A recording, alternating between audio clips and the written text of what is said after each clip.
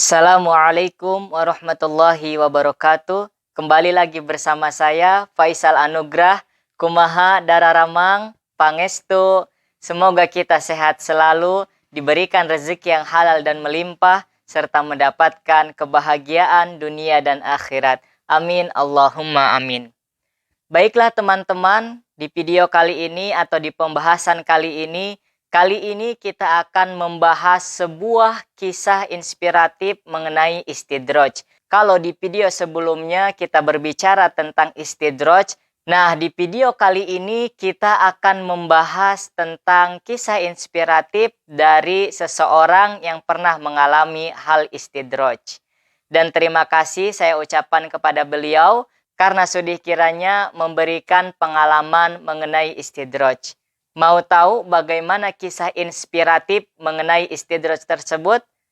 Terus simak video ini sampai akhir agar mendapatkan pengetahuan yang lengkap dan bermanfaat. Dan jangan lupa juga untuk terus dukung channel ini dengan cara like, comment, and subscribe agar channel ini terus berkembang dan tentunya bermanfaat bagi banyak orang.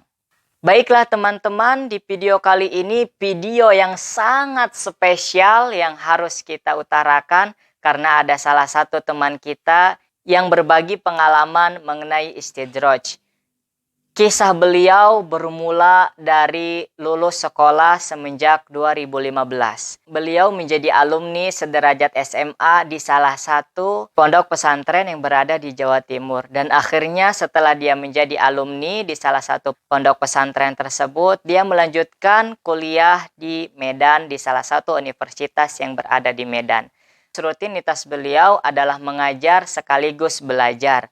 Kemudian seiring berjalannya waktu, setahun, 2 tahun, 3 tahun, beliau selalu mendapatkan kebahagiaan, kelimpahan rezeki yang tak terhingga setiap bulannya dan bisa menyelesaikan kuliah S1-nya dalam waktu kurang lebih dari 4 tahun. Beliau belum merasakan ada sesuatu yang mengganjal, padahal beliau selalu berada dalam kemaksiatan. Di 3 tahun tersebut, beliau mendapatkan kelimpahan rezeki, namun selalu berada dalam kemaksiatan.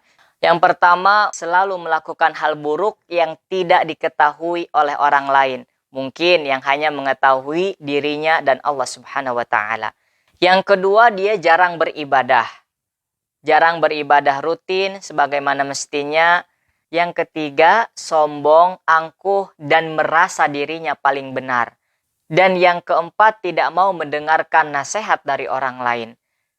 Dan masih banyak lagi keburukan-keburukan yang beliau lakukan, yang mana tidak bisa disebutkan satu persatunya. Singkat cerita, setelah dia mendapatkan kebahagiaan, mendapatkan kelimpahan rezeki, kesehatan tiada terhingga, barulah dia merasakan bahwasannya kenikmatan ini hanya sementara. Lalu Allah menurunkan peringatan kepadanya berupa mulailah timbul rasa sakit, mulailah rezeki yang terhambat, bahkan dia mulai tidak percaya kepada dirinya sendiri.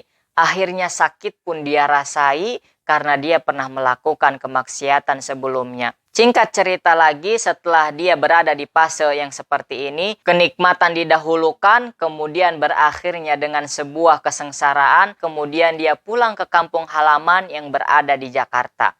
Kemudian beliau setelah di Jakarta rutin berobat dan kembali mengintrospeksi diri, apa yang salah di dalam diri dia. Dipikir-pikir, ternyata beliau ini pernah melakukan kemaksiatan yang rutin dari semenjak dia berada di Medan dan berakhirnya masa mengajar serta kuliahnya di Medan. Ada salah satu hal yang paling buruk yang pernah dia lakukan.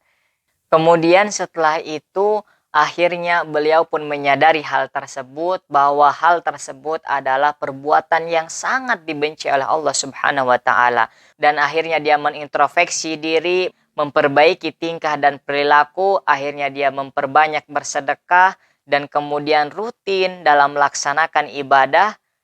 Dan sekarang alhamdulillah beliau sudah kembali kepada jalan Allah Subhanahu wa Ta'ala dan terus mengikuti keberkahan-keberkahan yang didapatkannya walaupun hanya sedikit.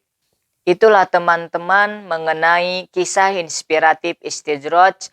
hati yang sudah tertutup karena akan kelimpahan rezeki yang bahwasannya mengatakan dia sendiri adalah orang yang benar-benar suci. Ternyata orang yang suci saja belum tentu dia benar-benar suci di hadapan Allah Subhanahu wa taala. Mari kita renungi kembali, mari kita berpikir kembali apakah kenikmatan-kenikmatan yang kita dapatkan ini adalah sebuah pertanda istidraj. Na'udzubillah, summa na'udzubillah. Nah, ternyata teman-teman, istidraj adalah kenikmatan yang hanya sementara yang kita dapatkan. Semoga kita bisa terhindar dari istidraj tersebut dan bisa mendapatkan keberkahan di dunia ini. Mari bersama kita terus memperbaiki diri untuk menjadi pribadi yang lebih baik lagi. Dan terima kasih saya haturkan kepada kalian yang sudah mendukung channel ini.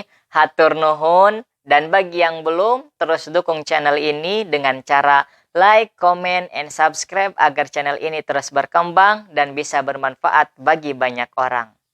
Saya Faisal Anugrah, salam sehat untuk kita semua. Wallahu a'lam bishawab. Wassalamualaikum warahmatullahi wabarakatuh.